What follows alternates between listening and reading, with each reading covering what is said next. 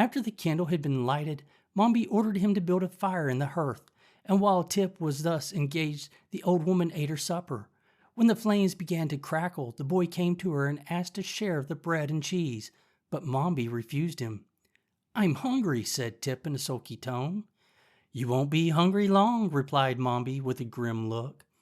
The boy didn't like this speech, for it sounded like a threat, but he happened to remember he had nuts in his pocket, so he cracked some of those and ate them while the woman rose, shook the crumbs from her apron, and hung above the fire a small black kettle. Then she measured out equal parts of milk and vinegar and poured them into the kettle.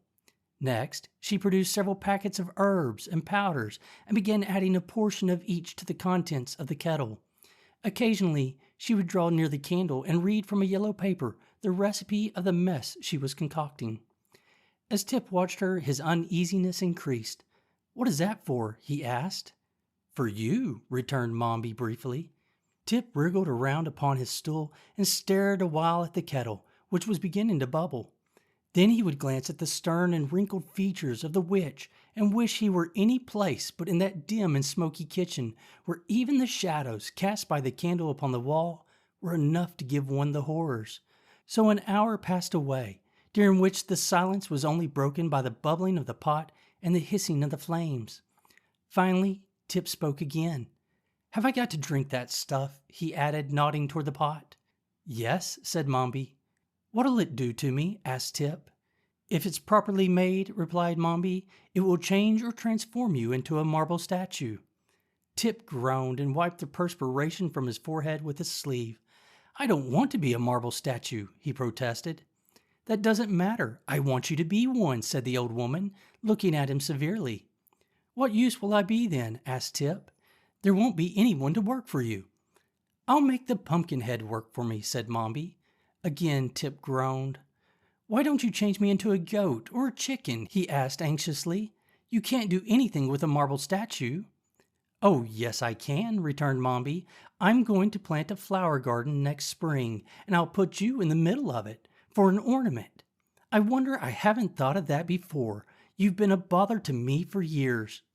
At this terrible speech, Tip felt the beads of perspiration starting all over his body, but he sat still and shivered and looked anxiously at the kettle. "Perhaps it won't work," he muttered in a voice that sounded weak and discouraged. "Oh, I think it will," answered Mombi cheerfully. "I seldom make a mistake."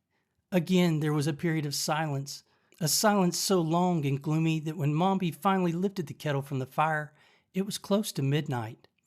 "You cannot drink it until it has become quite cold," announced the old witch, for in spite of the law, she had acknowledged practicing witchcraft. "We must both go to bed now, and at daybreak I will call you and at once complete your transformation into a marble statue." With this, she hobbled into her room, bearing the steaming kettle with her, and Tip heard her close and lock the door. The boy did not go to bed, as he had been commanded to do, but still sat glaring at the embers of the dying fire. The flight of the fugitives. Tip reflected. "It's a hard thing to be a marble statue," he thought rebelliously, "and I'm not going to stand it. For years I've been a bother to her, she says, so she's going to get rid of me. Well, there's an easier way than to become a statue. No boy could have any fun forever standing in the middle of a flower garden. I'll run away, that's what I'll do, and I may as well go before she makes me drink that nasty stuff in the kettle." He waited until the snores of the old witch announced she was fast asleep, and then he arose softly and went to the cupboard to find something to eat. No use starting on a journey without food, he decided, searching upon the narrow shelves. He found some crust of bread, but he had to look into Mombi's basket to find the cheese she had brought from the village. While turning over the contents of the basket, he came upon the pepper box which contained the powder of life. "I may as well take this with me," he thought, "or Mombi will be using it to make more mischief with." So he put the box in his pocket, together with the bread and cheese. Then he cautiously left the house and latched the door behind him. Outside, both moon and stars shone brightly, and the night seemed peaceful and inviting after the close and ill-smelling kitchen. "I'll be glad to get away," said Tip softly, "for I never did like that old woman. I wonder how I ever came to live with her." He was walking slowly toward the road when a thought made him pause. I don't like to leave Jack Pumpkinhead to the tender mercies of the old Mombi, he muttered. And Jack belongs to me, for I made him even if the old witch did bring him to life. He retraced his steps to the cow stable and opened the door of the stall, where the pumpkin-headed man had been left.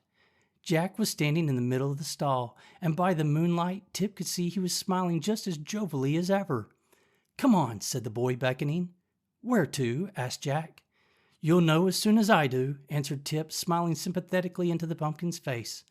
"All we've got to do now is to tramp." "Very well," returned Jack, and walked awkwardly out of the stable and into the moonlight. Tip turned toward the road, and the man followed him. Jack walked with a sort of limp, and occasionally one of the joints of his legs would turn backward instead of frontwise, almost causing him to tumble. But the Pumpkinhead was quick to notice this, and began to take more pains to step carefully, so that he met with few accidents. Tip led him along the path without stopping an instant. They could not go very fast, but they walked steadily, and by the time the moon sank away and the sun peeped over the hills, they had traveled so great a distance that the boy had no reason to fear pursuit from the old witch. Moreover, he had turned first into one path and then into another, so that should anyone follow them, it would prove very difficult to guess which way they had gone or where to seek them. Fairly satisfied that he had escaped, for a time at least, being turned into a marble statue, the boy stopped his companion and seated himself upon a rock by the roadside. "Let's have some breakfast," he said. Jack Pumpkinhead watched Tip curiously, but refused to join in the repast. "I don't seem to be made the same way you are," he said. "I know you're not," returned Tip, "for I made you." "Oh, did you?" asked Jack. "Certainly, and put you together, and carved your eyes and nose and ears and mouth," said Tip proudly, "and dressed you." Jack looked at his body and limbs critically.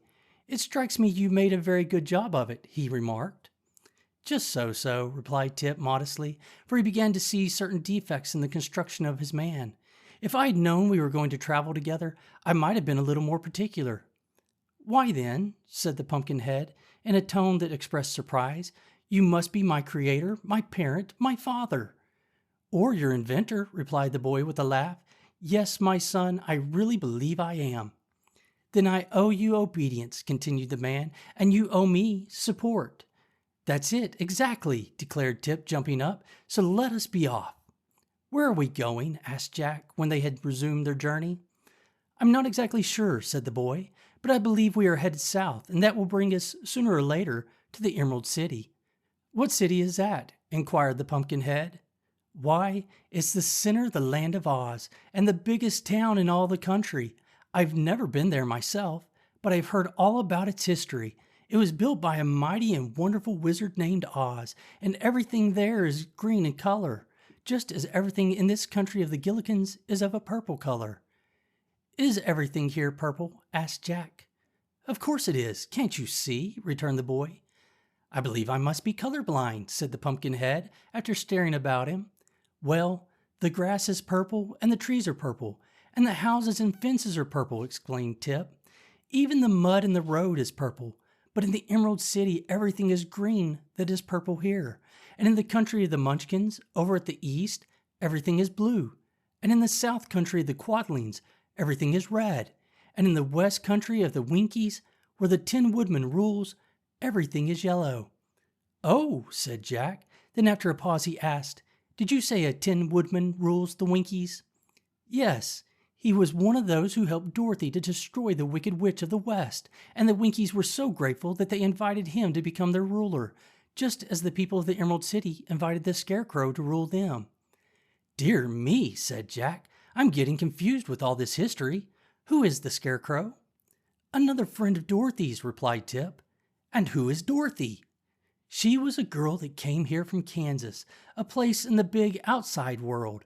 She got blown to the land of Oz by a cyclone, and while she was here the Scarecrow and the Tin Woodman accompanied her on her travels." "And where is she now?" inquired the Pumpkinhead. "Glinda the Good, who rules the Quadlings, sent her home again," said the boy. "Oh, and what became of the Scarecrow?" "I told you, he rules the Emerald City," answered Tip.